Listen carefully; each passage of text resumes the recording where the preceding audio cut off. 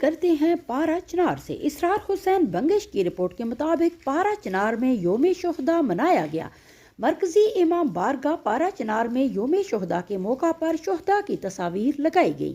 یاد رہے کہ ہر سال 19 رمضان المبارک کو ضلع کرم پارا چنار میں ملک خدا داد پاکستان پر اپنی جانوں کا نذرانہ پیش کرنے والے شہداء کو یاد کیا جاتا ہے۔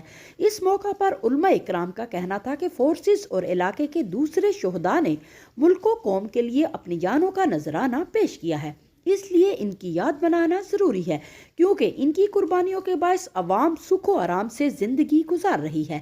اسرار حسین بنگش، HT نیوز، کھاڑی۔